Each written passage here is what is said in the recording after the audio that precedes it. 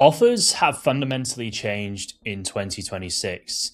And if you've been in the online space for a few years, then you definitely would have been around for when Alex Hormozy released his book, $100 million Offers.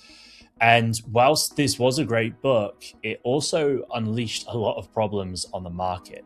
There were a lot of people making bold claims and making promises that they just couldn't keep to their customers. And what happened was people were trying to outcompete each other on promises and guarantees. Maybe you've run a guarantee offer yourself, but if you say something like, hey, we'll guarantee that you make this amount of money, or we guarantee we'll generate you this result in this time frame, it doesn't attract the best quality buyers. In fact, it attracts people who are non-committal, people who don't trust that you are going to get them the result. And this is a problem, right? It basically is a band-aid for bad marketing. So you're just attracting people who basically aren't very good customers. So what I want to share with you in this video is how we create offers in 2026, because we need to address the elephant in the room. Trust is at an all-time low.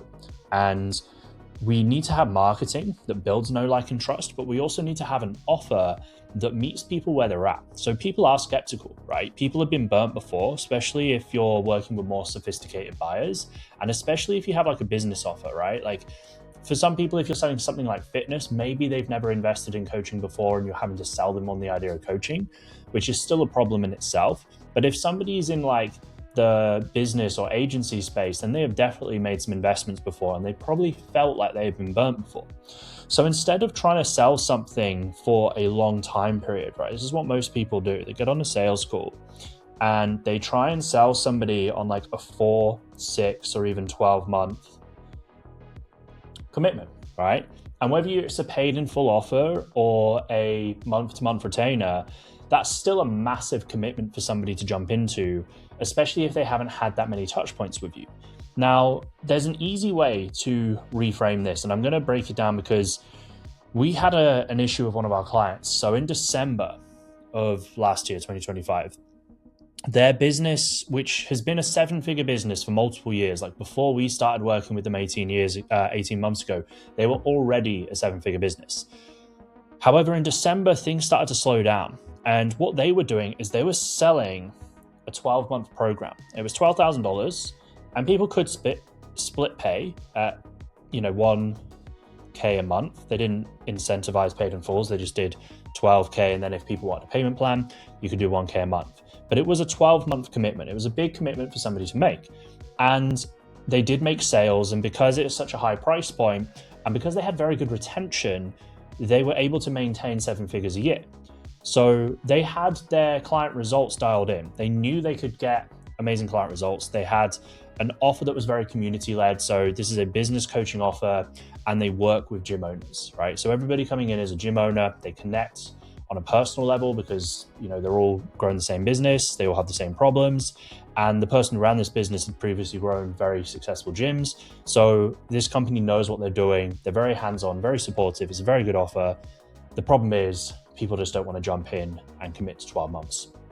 So December, right? Last year was basically like this. So this is like December, right? Things increase. So January, when at the start of the year, we were about 100K a month. I don't know the exact number, but around 100K a month. In December, things were going up, and then things dropped in December to about 180K. So I think in November, they did about 200K, and it actually dropped in December. Now, we fixed this very quickly. So instead of letting this kind of roll out, we could kind of see where this was going. And they get about 100 sales calls a month. And these are qualified sales calls. These are people who've been nurtured. So, they've been on the email list. They've downloaded lead magnets. They do a 2-call close. And, typically they go to a live webinar, which they'll run every month to scoop up those leads at the bottom of the funnel. So basically what they're doing is they're building relationships with people, because this is a market that has been burnt before, right? They've jumped into other offers, worked with local lead gen agencies for their gyms, or they've worked with mentors to try and grow their gyms.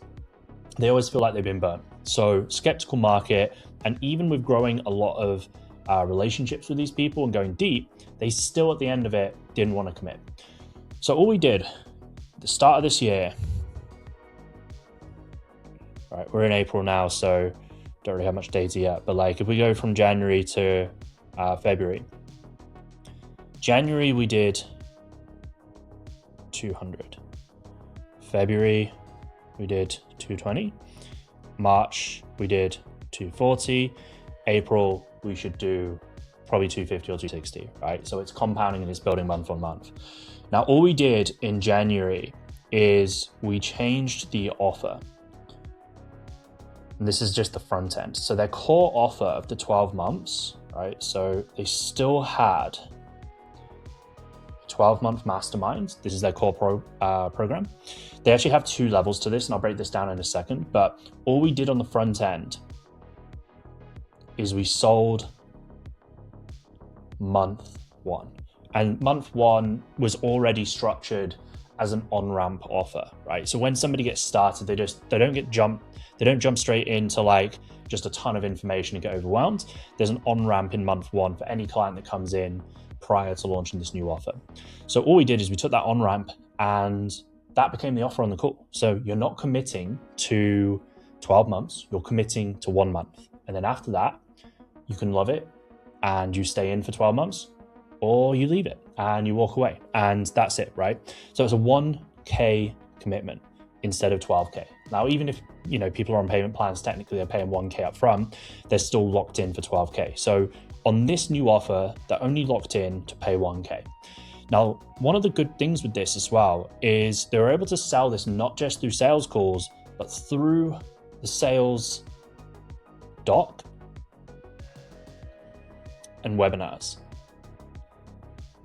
And this unlocked a huge amount of growth. So this is why in December we did 180 and things had dropped from the month before in November. This is why in January we were able to do 200, and then that compounded in February and compounded in March. So what's interesting is that we had 100% of people who came on this 1K offer in January and in February would stick for the 12 months commitment in February and March, right? Because they knew they had a good program. They knew people would stick. They put their money where their mouth was. So, instead of having some crazy guarantee, all they did was say, come in, try us.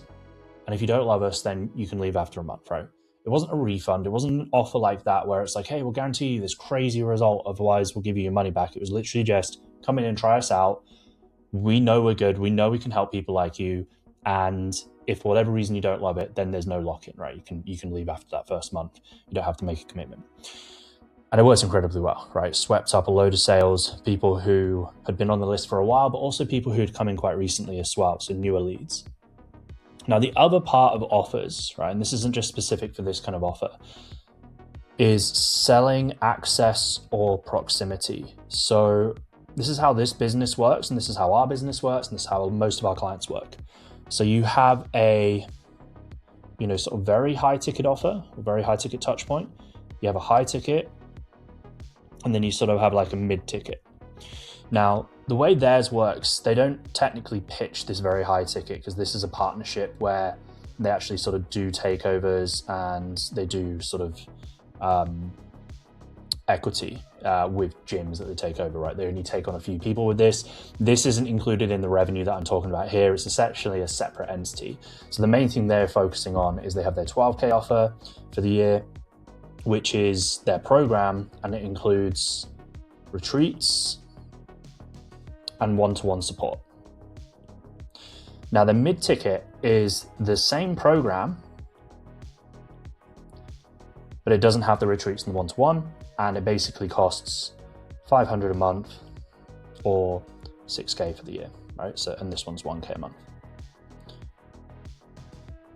So same offer, different levels of access. This is exactly how we work as well.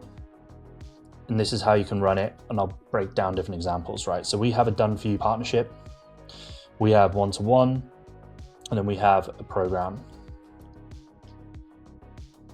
This is how I grew my last business, and this model works really well. So this is called the proximity model. Now, right now, if you're, say, a coach and you don't have like a done for you type offer, you might just have one-to-one and a group element to your program. That's fine, right? Maybe you have a group program, maybe you have one-to-one, and maybe this, instead of being done for you, is retreats. We have clients in the coaching space who, it's not like a done for you agency type offer.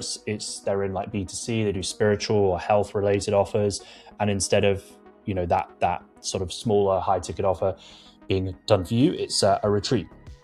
So there's different ways you can structure this. There's no one size fits all, but fundamentally the people coming in are the same types of people, the same problems, and you're helping them with the same things. You're just giving them different levels of support and different levels of access. So that's how you structure it. And this way, you're not just locked into selling the highest, or the most expensive thing possible, which is hard in a struggling economy. There are always going to be a small percentage of people. If we break it down like this, there's always going to be a small percentage of people that have the most cash that want to buy, the most expensive thing. Then there's going to be a larger percentage of people who still want help with the result, but they either can't afford or don't want to pay that much, and so they're going to pay a bit less. And there'll be a larger percentage of people that want access, but they don't want to commit to the full offer. Now, one thing we tend to do with a lot of clients, and we build in over time, we don't usually do this straight away with people, but once they've kind of built out their offer structure properly, what we can also do is use low ticket offers to fuel this as well. And you can think about this as like another outer ring where people are coming in, they're experiencing one thing, you're solving one problem, or you're teaching them on one aspect of what you do, and then they can upsell into your other offers from there. Now, going back to our client, what was interesting as well is that everybody that came in, so let's say, they come in on the intro offer for 1 month. And this doesn't have to be 1 month, by the way. This is an example. Some of our clients do 45 days. 1 month I would probably do as a minimum. I probably wouldn't do it as less than that. But anywhere from like 1 month to like 30 days to 6 weeks is a pretty good period. But in this case, they come in for 1 month, and everybody that came in on their mid-tier, so their 1K, right? None of them did the 500 a month. And at the end of that 1 month period, they have, basically 3 options. It's like continue, leave, so pay nothing, or downgrade. And what's interesting in both January and February, so January going into February and February going into March, and so far in April, they had 0 people downgrade. So every single person continued, and they continued on the 1K offer, right? Because they were blown away by the level of support, and they didn't want to downgrade, right? And they definitely didn't want to leave because they had access to, really good network, really good coaching, really good support, and they didn't want to leave. So that's really cool as well when you see this. But people do have that option. If maybe they start on the lower tier, they might want to upgrade after a month, or they might want to, for whatever reason, downgrade. You still have the option, so they're not necessarily leaving. Now, you might be thinking, okay, well, that's great, but now I'm selling like a month to month, and I was selling PIFs before, I was getting people to pay up front. Well, what we can actually do is incentivize people. So for example, after 1 month, you can just say to them, look, if you want to continue on, it's 1K for, in this case, it's 12 months. Or, if you want to save money, you can pay in full, and it's 10K for the year. Now, depending on the sort of time frame and price points, you can change that. So, it might be 4 months you work with someone, it might be 6 months, but essentially you're incentivizing people to pay in full, but you already sold them, right? They're already coming in, and it's look, you're already paying this, it's 1K a month, but if you want to save 20% off the top of my head, then you can pay in full and you can save 10K, right? So that's an option that works really well as well. I don't have the exact numbers for this business of what they broke down in terms of the pay in full. I know they did have people come in and pay in full, and they had people pay, on the month to month. Typically, it's anywhere from sort of like 10 to 20%. They're going to PIF. But then you also have that recurring revenue coming in on the back end, which is never guaranteed. But as long as you're doing a good job and you're getting the right people through, then you are going to get, a high retention rate anyway. So these are the 2 things we want to be looking at in our offers. And this is what we call an easy yes offer. So we have the time frame. So this is the sort of first, as I said, sort of 30 to 45 days or 4 to 6 weeks. We have the tier, which is the level of access. And the last thing, which we've not talked about yet, is positioning. And this is what makes any of these offers work or not work, because it's not just about the time frame and it's not just about the level of access. If your offer isn't positioned in the right way, it doesn't matter how short or long or how expensive or what level of access, people are not going to say yes to it. So we want to make it an easy yes for people, and the way we do that is through effective positioning. Okay, so let's talk about positioning, because this is the most important thing to get right in your offer. Effective positioning comes down to selling a painkiller, not a vitamin.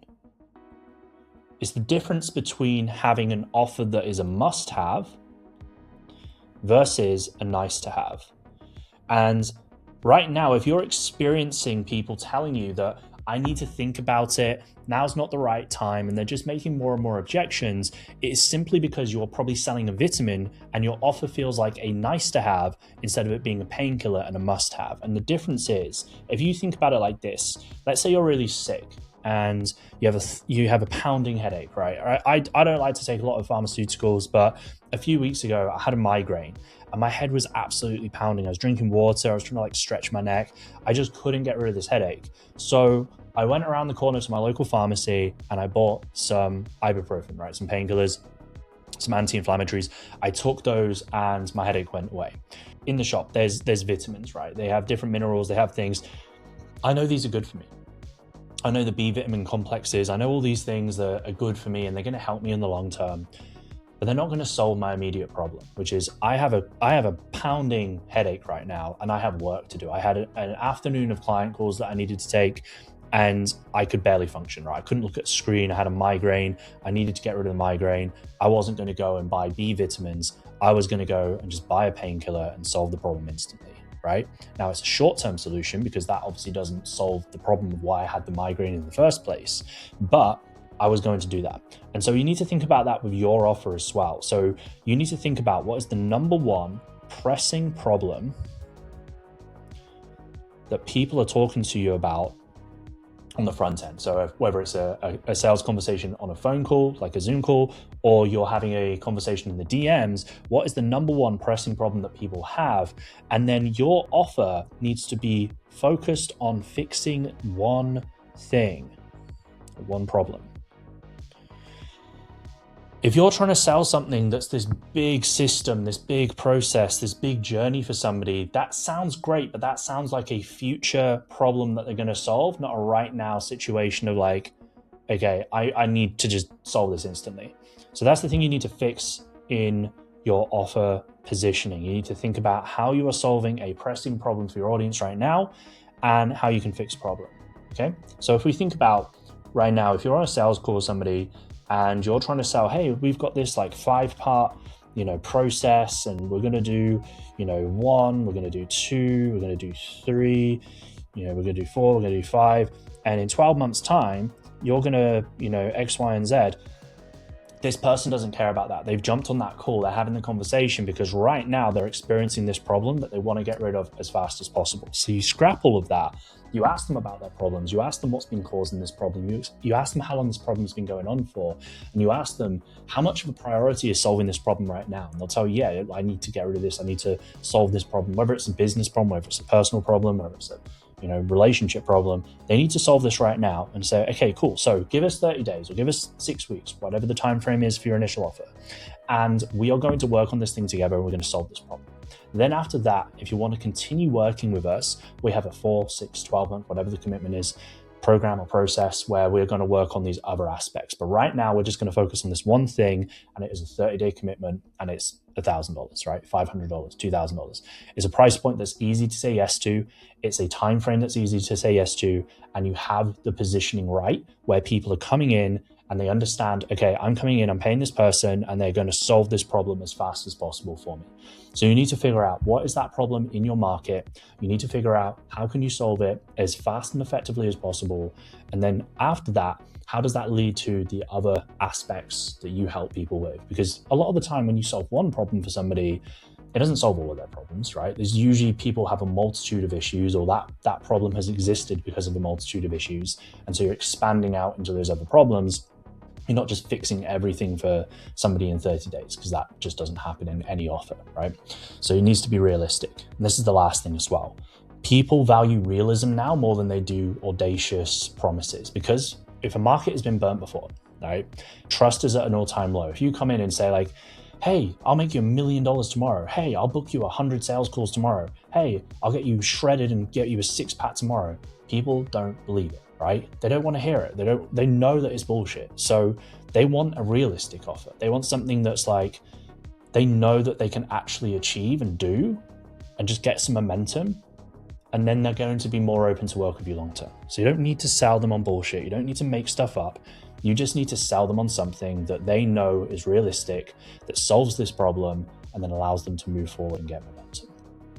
In the next video, I'm going to be breaking down how we build marketing funnels effectively in 2026 so that we can get more qualified calls or more qualified conversations with people for our offers and get sales fast. So if you've been in a slump with your sales, we're going to show you how you can structure it so you can get results fast, but also so they compound and build month on month, and you're not just on that roller coaster within your marketing and your client acquisition.